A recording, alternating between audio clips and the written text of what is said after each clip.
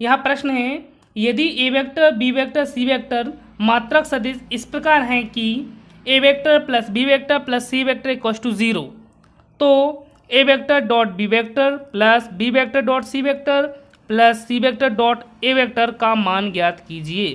तो हम इसको हल करते हैं। हल दिया है, हमें क्या दिया है, A vector B vector C vector मात्रक सदिश हैं। A vector B vector C vector मात्रक सदिश हैं। यदि ये मात्रक सदिश हैं तो हम कह सकते हैं, इसलिए मॉड ऑफ ए का मान कितना होगा, 1 होगा। मॉड ऑफ बी का मान क्या होगा, 1। मॉड ऑफ सी वेक्टर का मान क्या होगा, 1 होगा। ज्ञात करना है। यदि हम इस प्रश्न में जो हमें दिया गया है A vector plus B vector plus C vector बराबर 0, यदि हम इसमें क्रम से, क्योंकि यहाँ पे जो हमें हल करना है इसमें ए वेक्टर के साथ क्या चाहिए, बी वेक्टर, और बी वेक्टर के साथ सी वेक्टर, और सी वेक्टर के साथ ए वेक्टर, यदि हम इसमें क्रम से A vector B vector C vector का यहाँ पर क्या अदिश गुणन है, अदिश गुणन करें तो हमें जो रिजल्ट प्राप्त होगा उनको हम हल करेंगे। ठीक है, तो हमें जो दिया गया है,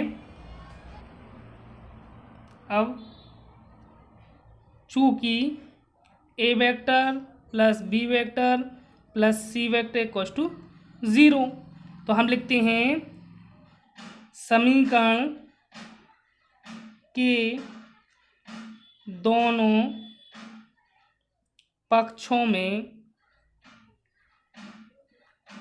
ए वेक्टर का अदिश गुणन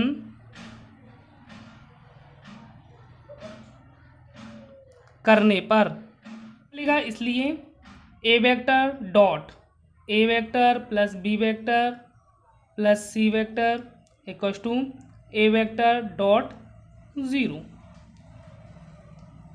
यहाँ से हम करते हैं तो क्या हो जाएगा, A vector dot A vector plus A vector dot B vector plus A vector dot C vector equals to, यहाँ तो 0 ही हो जाएगा। चूँकि हमें पता है A vector dot A vector mod of A vector का square plus A vector dot B vector plus A vector dot C vector equals to 0। A vector mod of A vector का मान क्या है, 1 है, तो हम यहाँ पे 1 रख दें plus A vector dot B vector plus A vector dot C vector equals to 0। अब हम यहाँ से 1 का पक्षांतर कर देते हैं, इसलिए A vector dot B vector plus A vector dot C vector equals to -1 हमें प्राप्त हो जाता है। हम इसको समीकरण 1 नाम दे देते हैं। इसी प्रकार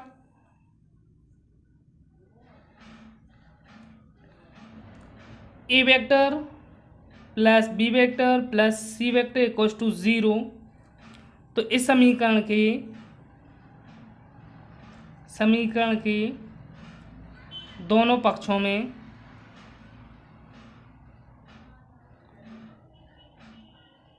बी वेक्टर का अदिश गुणन करने पर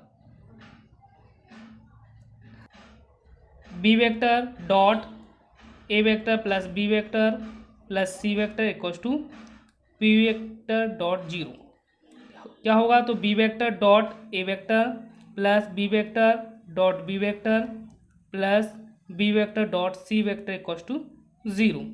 तो यहाँ पर हम देखते हैं, यदि हम यहाँ पर मॉड ऑफ बी वेक्टर है इसको हम डायरेक्ट करेंगे तो मॉड ऑफ बी वेक्टर का स्क्वायर हो जाएगा, इसकी वैल्यू 1 है, तो हम इसका पक्षांतर कर दे रहे हैं B vector dot A vector plus B vector dot C vector equals to हमें क्या मिलेगा, -1। इसको हम समीकरण 2 नाम दे रहे हैं। ठीक है, पुनः A vector plus B vector plus C vector equals to 0 के दोनों पक्षों में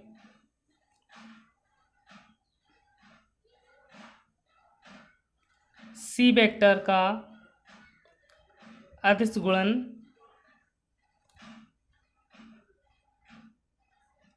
करने पर तो क्या हो जाएगा, C vector dot A vector plus B vector plus C vector equals to C vector dot zero. तो यहाँ से हमें क्या मिलेगा, C vector dot A vector plus C vector dot B vector plus C vector dot C vector equals to zero. यहाँ से भी C vector का मॉड का स्क्वायर हो जाएगा और इसकी वैल्यू 1 है तो ये पक्षांतर हो जाएगा, इसलिए C vector dot A vector plus C vector dot B vector equals to क्या मिलेगा, -1। इक्वेशन 3 नाम दे दिया हमने इसको। समीकरण 1, समीकरण 2 व समीकरण 3 को जोड़ने पर हम तीनों समीकरण को जोड़ते हैं। तो पहला समीकरण हमारा था A vector dot B vector plus A vector dot C vector plus दूसरा समीकरण क्या था, B vector dot A vector plus B vector dot C vector.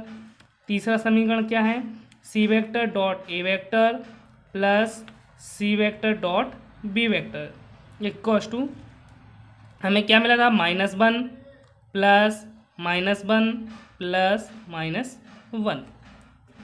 यहाँ देखते हैं हम A vector dot B vector और यहाँ से B vector dot A vector, चूँकि हम लिख सकते हैं A vector dot B vector बराबर B vector dot A vector, क्योंकि यह एक अदिश गुणन है इसलिए यह क्रम विनिमय नियम का पालन करते हैं। इसी तरीके से B vector dot C vector dot B vector हो सकता है, सभी फॉलो करेंगे।